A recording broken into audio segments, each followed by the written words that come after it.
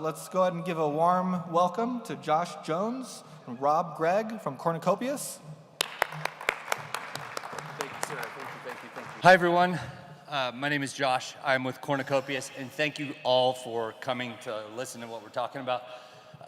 We were informed about this opportunity to present to you guys very last second, and we're very grateful for the opportunity to Rare Evo for letting us come up and chat. What we thought we would talk about is community mostly, but we decided, thanks to this gift, we wanted to bring up Ape Society and Clay Nation with us and just do a panel, since we didn't really have time to prepare a 30-minute talk, but also, which we could easily do, we're both long-winded, but also, since it's about community, let's bring up some other Cardano projects and really share and talk about community Web3 gaming and stuff like that. So real quick, Cornucopias is an MMORPG game, and we are set in domes above the sky, above the earth, and there's lore to that. We have a long lore story that will be revealed over time. But these domes, you travel from dome to dome in player-based assets. So one of the most powerful things about Web3 gaming is that we empower the players to own their assets in a decentralized way. So they've got NFTs that they can travel from dome to dome with and experience different curated games that we have created for them. One of them being a racing game, another one being a Colorado landscape like Solace, where you can build up your land and your property and exchange goods and services and explore, go fishing, go hiking, all of these things. It's a beautiful landscape. So all of these different domes create variety of experience where we can do so much in the future with our long vision that's going to take a long time to come through with. But Solace, that first zone I just told you about, is almost complete.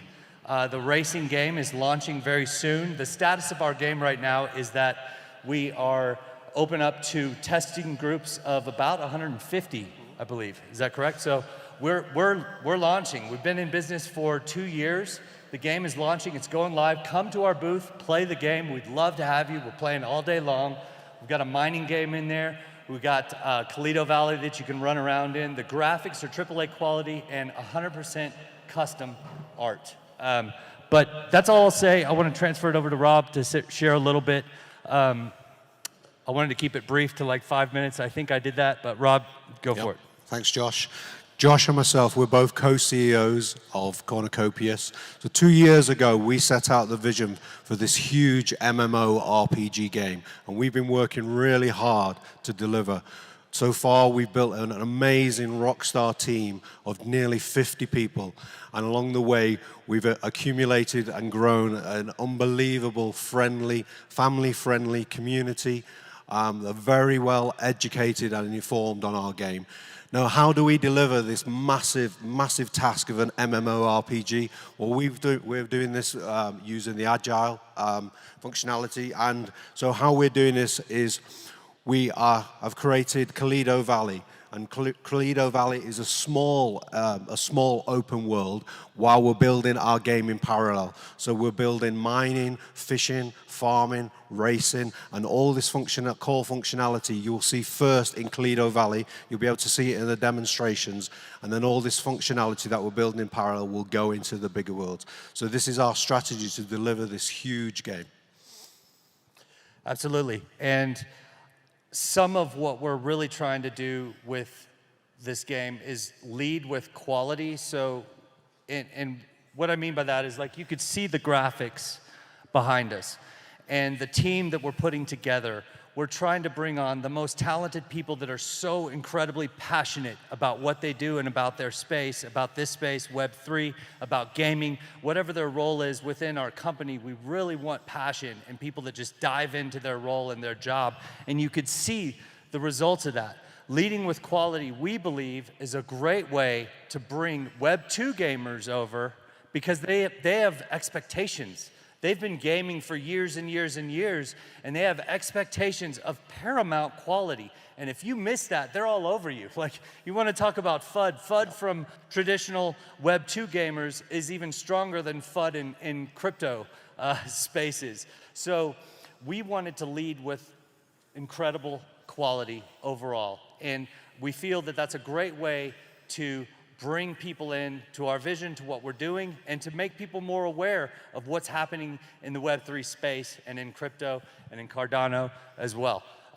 So I'm at the end of our time that Rob and I had to speak because we wanted to reserve the next 30 minutes to get a panel going and bring Clay Nation, Ape Society up, and a panelist that all of these guys, thank them very much for being last minute willing to jump up with us because this was last minute for all of us. We're gonna bring them up and share the space with the panel. Josh with Late Game Crypto. He's a content creator in the Cardano space, very passionate about community as well. Perfect panelist for us. He's gonna come up and kind of introduce all the rest of the group that's gonna come up, and we'll talk to you guys about Web3, community, and gaming.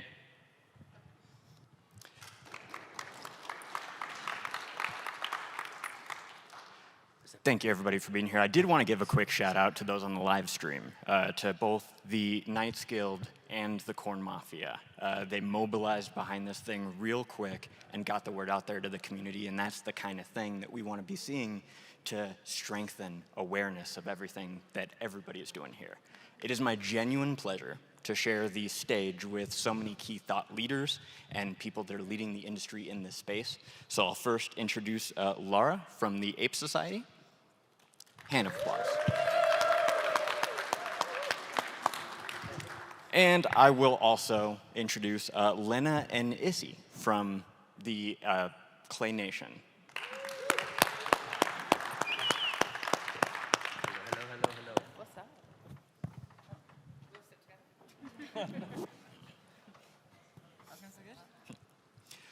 together. So I think we're in for a valuable discussion here. Community is at the core of everything that we do. If there is no community, you don't have a project. So what I want to do, the first question that I want to direct is at Clay Nation, because they're OGs in this space. Nobody doesn't know who they are that has spent any time in Cardano. And the question that I want to see if we can pull some value out of them from, what are the core essentials of community building? Hey, thanks so much for having us. I'm Issy, the CEO of Clay Nation. I guess for us, the core strategies of community building, I mean, we've been around for 2.5 years, which is quite long in this space, especially for an NFT project. And at the beginning, we weren't strategizing how to develop a community. We were just doing what we love and doing it with passion. And I think this sort of set this tone for how we built our community, and that was to basically lead with love and be compassionate and open and try and create an environment where people felt that they could be themselves, be accepted, and like actually want to spend time with people because it was fun, it was genuinely fun and not just, you know, a pursuit of something else. So yeah, that's like I think what we kind of did at the beginning. And now sort of having like building on that, we concentrate a lot on like content creation. So we're a clay animation project. So we create a lot of content. We try and stay present. Someone said to me, stay present or fade away, right? So like in this fast moving industry, I really think it's important to show your community that you care, and then they'll care back. And I think that involves, you know, hosting nights, going to events, talking to people, I don't know, those sorts of things, and just keep doing that and do that relentlessly, basically.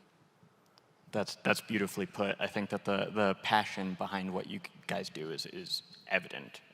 Nobody doesn't recognize that. Anybody want to follow up on that question? Well, sure. Cornucopias, I think, community is the ethos of crypto and the Web3 space so much. I mean, that's such a huge part of it.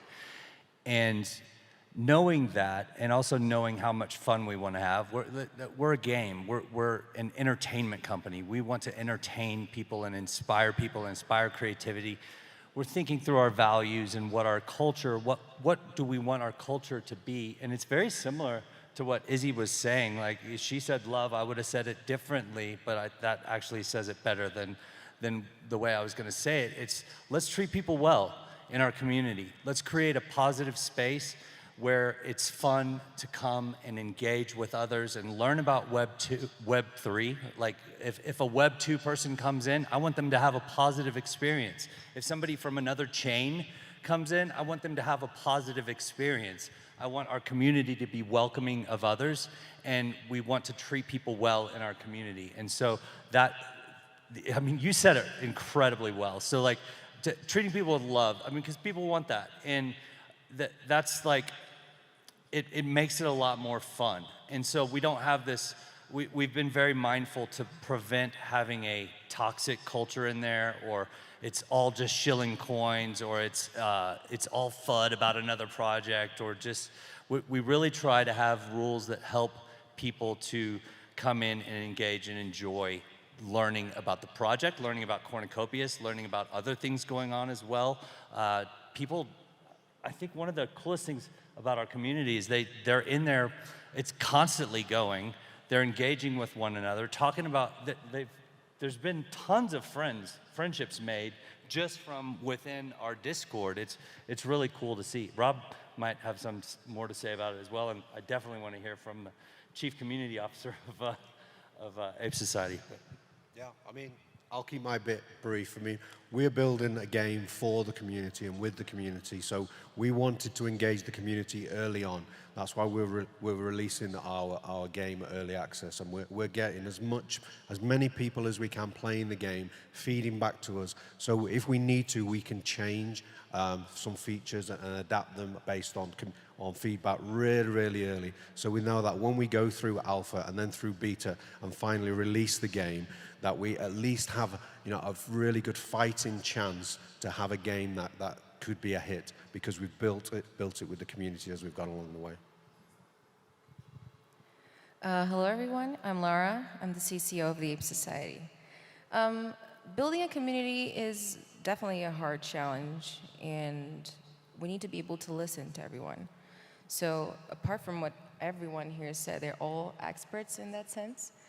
I think being able to welcome them with open arms and incentivize relationships, just like Josh mentioned, is really vital for building and keeping the feeling alive in the community in Web3. Also, it's very interesting to see when you come into a Discord server or even a Twitter space, just a Twitter profile in general, seeing comments flowing everywhere of community members showcasing others everything that's happening around your projects. And coming from a team standpoint, it's insane to see all the work you do actually come alive through the community's eyes.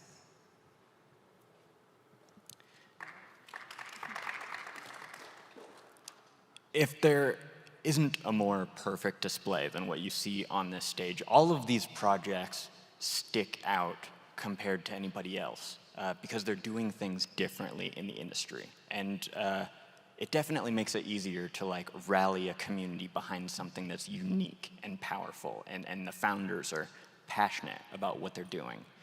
But I think there's an interesting question about the nature of where we're at right now, because in the Web3 space, people tend to be focused on money and things like that.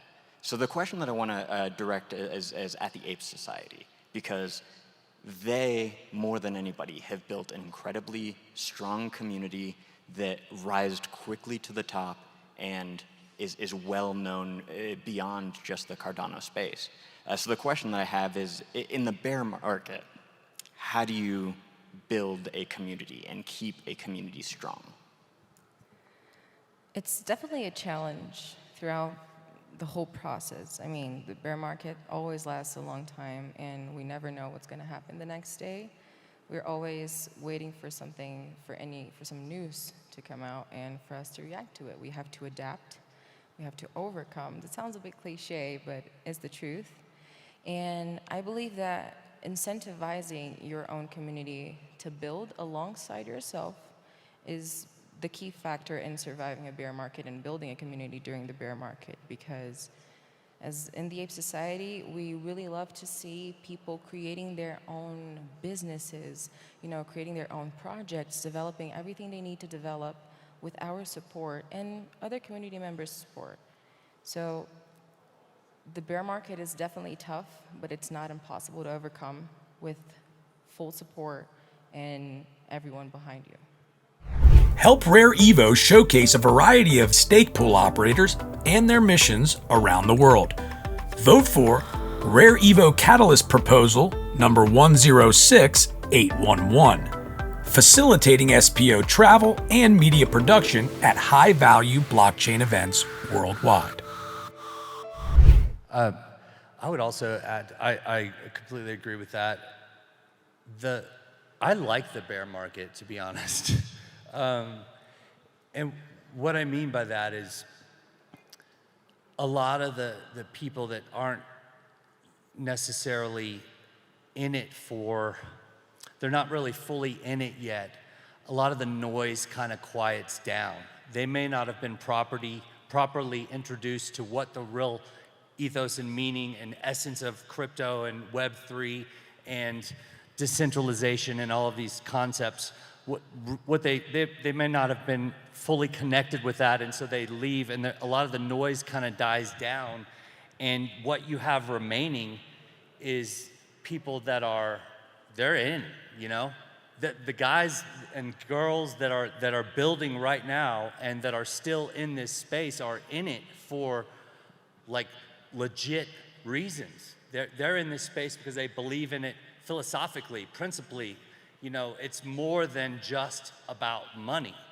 And so I like that part. Now, don't get me wrong. I want to get to the bull market. You know, I think we all do, but I think there's also positives of the bear. And what you have remaining, you can actually, with that reduced amount of noise, because it gets crazy in the bull. I mean, people are in flipping. There's just all sorts of nuts.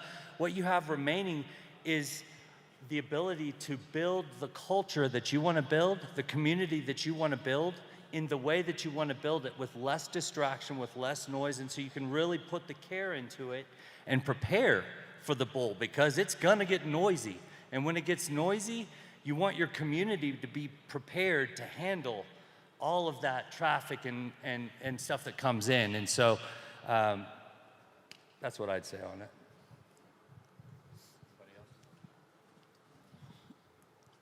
I don't know, man. Like, I like the bull, to be honest.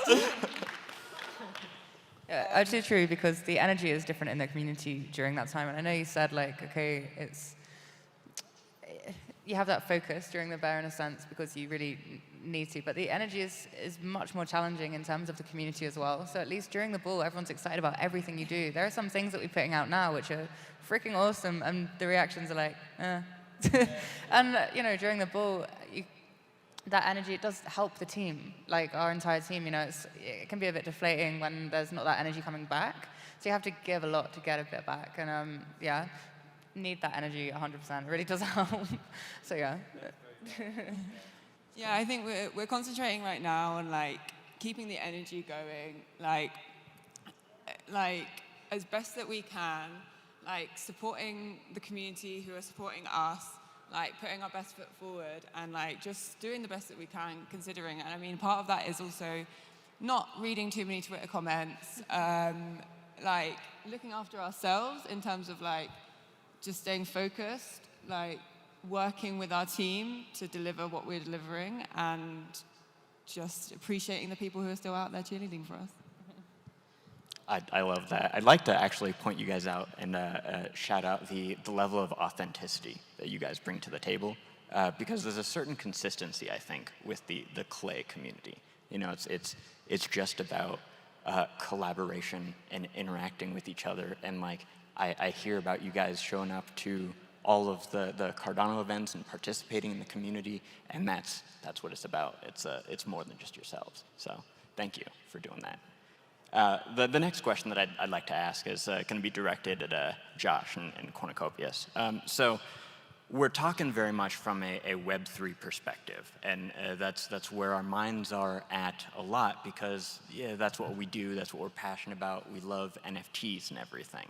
But how do we make that jump? In the world of mass adoption, how do we onboard Web 2 people into this space to ultimately drive the whole industry forward? It's a great question, because I could think of hours and hours and hours and hours that I've spent just trying to bring friends and family in to Web3 back in 2020 and then even more so in 2021 when we were starting Cornucopias, and the amount of time it takes to try to train somebody to do it correctly and properly store their seed phrase, and the importance of all of these things, it's time consuming, and so this isn't an easy task by any means. But when we think about it from our perspective with the game, we have this game, and what we want to have is, and we are building currently, the ability for someone comes in from Web 2, they don't have to connect. This is currently set up on the player admin of our game. So if you go to the website and register your account, you'll see it's a very easy walkthrough, great UI experience. You can connect your wallet, or you can skip that part. So if you're Web 2, you could skip through all of the stuff like double authentication, connecting your wallet, all of that stuff. Skip through and just get to play in the game. But if you want to utilize the NFT-based assets, you can buy one, and what that will do is it will not mint the NFT, it will reserve an NFT that we will mint at a later date when we tell them, and this is the brilliance of this strategy, when we tell them, hey, your Web3 wallet is worth $2,500. Would you like to mint and convert those into your own assets so you could sell them? So to me, you utilize the essence of crypto, or part of the essence of crypto, to incentivize them to get onboarded. So no, we don't want to try to sell them into seed phrase and all that business ahead of time. We want to come back to them and say, hey, you got a lot of money in your wallet.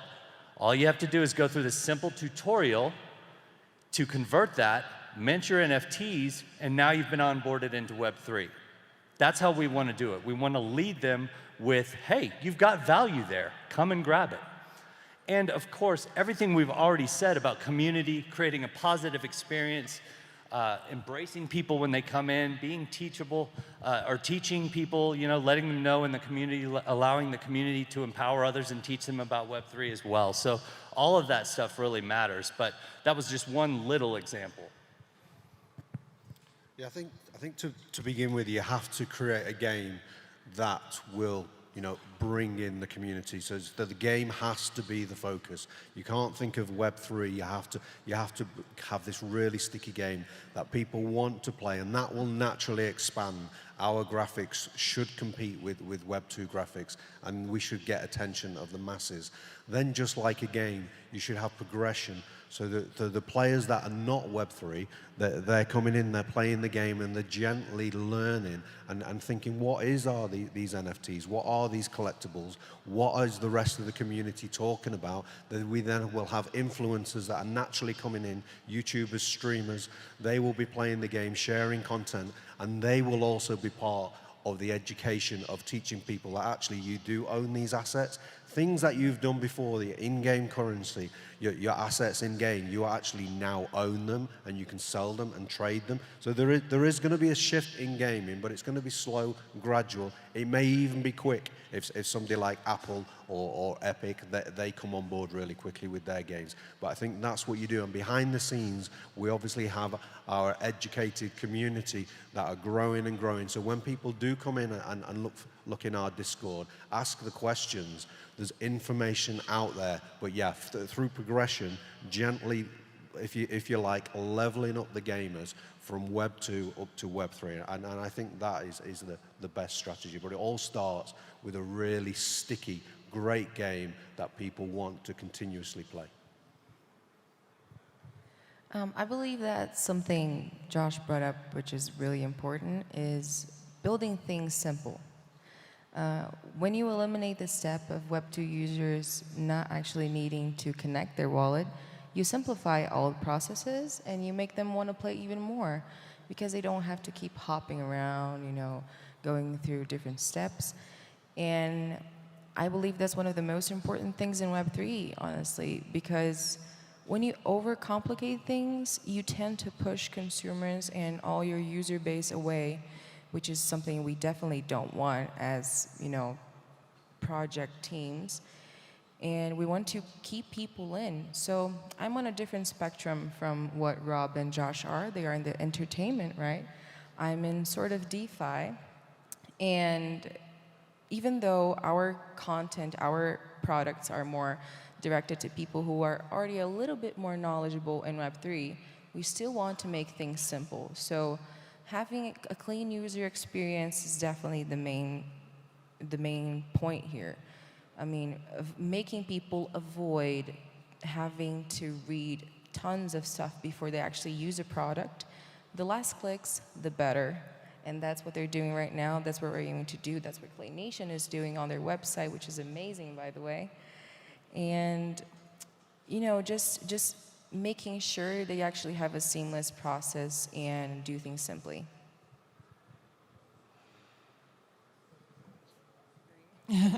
Thanks for that.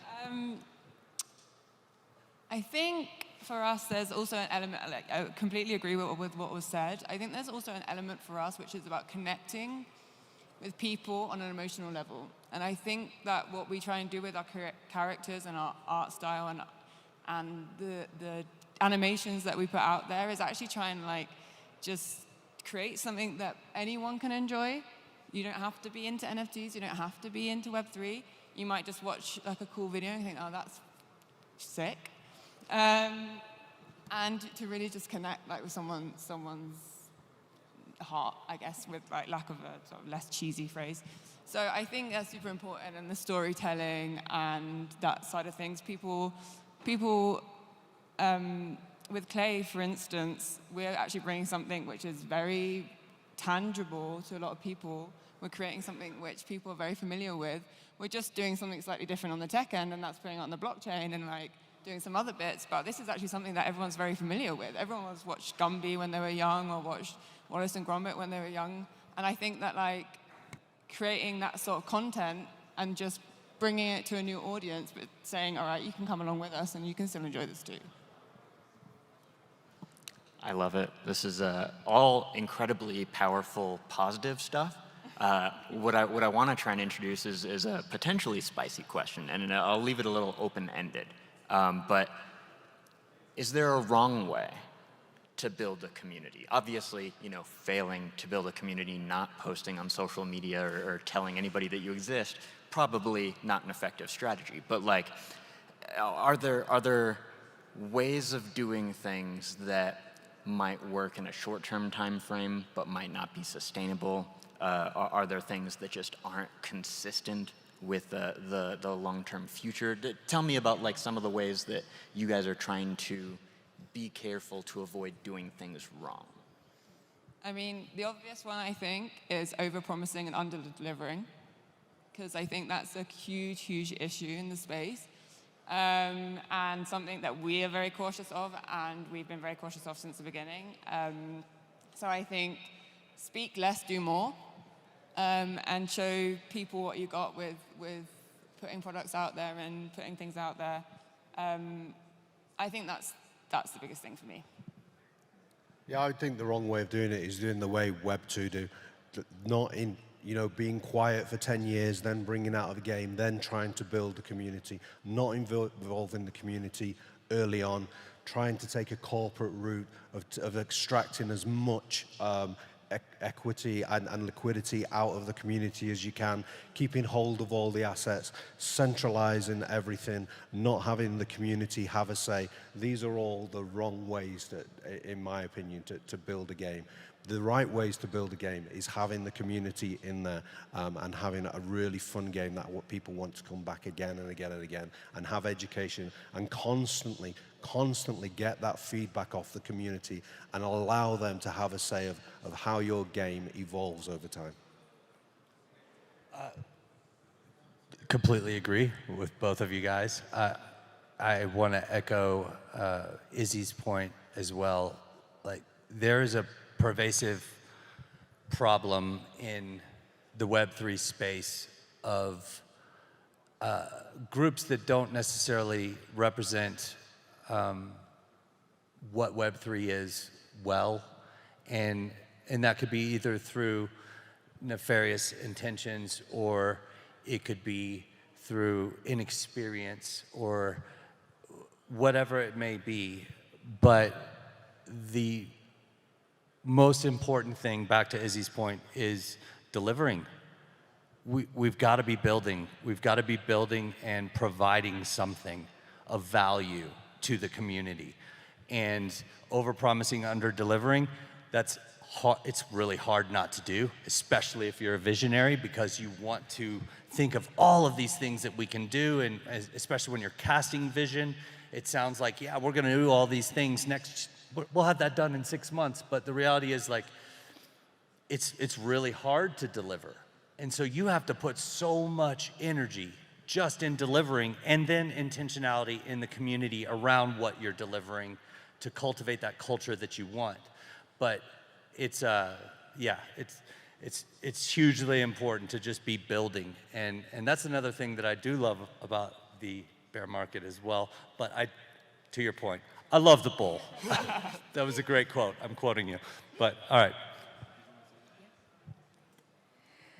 I mean, I believe something that we definitely should be doing and not ignoring is listening to people.